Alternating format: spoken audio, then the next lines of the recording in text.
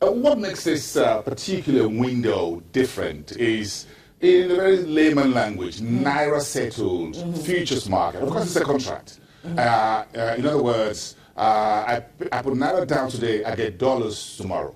Isn't it? So not actually. Our currency, or our primary currency in Nigeria, is the dollar to the Naira. So you're buying dollars with Naira. And so if I said I was buying if I said the exchange rate was 350, it meant to buy $1, I would pay 350 Naira. So it meant that I should be receiving dollars. The Naira settled OTC FX futures is a bit of an innovation for us in Nigeria, and it's quite unique and quite innovative in the sense that instead of settling in dollars, which was where we had the liquidity challenges last year, we will settle you in the domestic currency, which was the Naira. The Naira settled OTC FX futures also was quite unique because it was structured like a non-deliverable product. What this meant was the hedge was not for the dollar cash flow. The hedge was for your price. So you were guaranteed a price at which you would be able to access the dollars on whatever tenor of the OTC FX futures you bought, as against being guaranteed the liquidity of the dollars. So you'll be settled in Naira and not in dollars as it would typically have been. Who do these transactions? Who's involved? Basically, anyone who has an foreign exchange exposure had the ability to enter into the OTC FX futures. So any foreign portfolio investors in Nigeria who had inflowed currency into the country could participate in that. I think a large chunk also would be local corporate entities, manufacturers, importers, who have one element or the other in their manufacturing or their business process exposed to the foreign exchange. So they also could participate in that transaction. So banks as well, who are also in the business of trading foreign exchange as well. So because they are also exposed to that foreign exchange risk, they also could participate in those in that market, and they have been participating in that market. What makes it different, therefore, from the I&E window? Okay, so the I&E window is the spot market. That's the cash market. Whereas the futures, the OTC FX futures markets is dealing directly in the derivatives market. Settlement and the valuations you would use in the OTC FX futures markets actually will take its basis from a market like the I&E, which is the investors and exporters foreign exchange window. So the investors and exporters exchange window is primarily a spot market, which is cash markets, buy today, get your value in 1 day, 2 days. That's what that market is. 3 days ago, you sent information out, the 12th one in this actually matured, and it's about $7 billion in just a year. That's huge. Yeah. So the 12th OTC FX futures matured on the 22nd or 21st of June. And it was quite an interesting one because in 12 months of the OTC FX futures contract running, this was the first time that the payout or the net payout was actually to the central bank. Typically, it has been the parties who were hedging their exposures, corporates, foreign portfolio investors, manufacturers, that have always received the payouts. But in this case, as a result of the success or the gradual success of the I&E window, the benchmark fixing that was used to value the OTC FX futures contract on the maturity date came out lower than the price of the OTC FX futures. So the central bank got some decent money.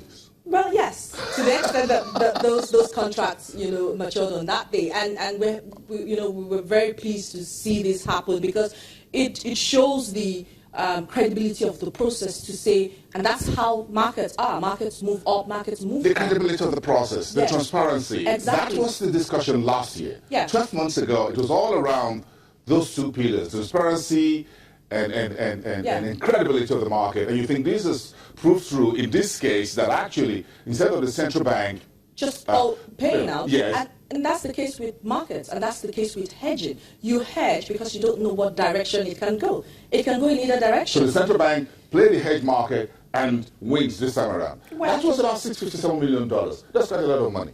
Well, for that contract, but it probably wasn't even the only contract that was the largest. We've had contracts, other contracts that have done larger volumes than that, And in that case, the central bank paid out. But in this case, it went the other way. All the banks who were involved in those contracts have paid up. So, we're very happy the process is working. The controls in the system are working. The message, the discussion has always been price transparency. And we're very happy to say it's ongoing. And in the last 24 hours, a few folks on Twitter or social media have been asking, is the OTC FX futures market still relevant? Is it drying up? No, it's not, actually. It is absolutely relevant. And I think we've always tried to pass on the message that it's not just about what you're gaining from that market. It is the fact that you need to hedge. And allow me to use an analogy. Do you buy a car insurance today just because you want to gain on it, or you want to be able to fix your car? You buy the insurance because you don't know what's going to happen tomorrow. But, when something happens, then you're very happy when you bought, because you buy that insurance. That's exactly what derivatives give you. They are a cover for your exchange risk, and you can't put a price on being sure. The benefits of hedging are so many. You're able to plan because you know exactly what the cost or what your exposure is going to be. So you're able to plan over a long period of time. You're able to price your goods because you now have the input cost into those cost of goods. So the benefits are numerous. It is still a very, very relevant product. And I think with the way the IE window liquidity is improving, with the way we're able to see that the system is credible, I think we're going to see more people actually participate in it. In fact, I think the banks are also looking to be able to quote into this market. So the central bank has been the only one for now. But the banks now seeing that the system is up and working as well and are confident in that system, are looking very much to be able to show prices into that market. I'm particularly excited about that because banks coming into that market makes it competitive, just further improves the price discovery. It also is going to give opportunities for both sides of the market, including exporters now, to be able to hedge their own kind of exposures as well, which is slightly different from those who are importing or manufacturing.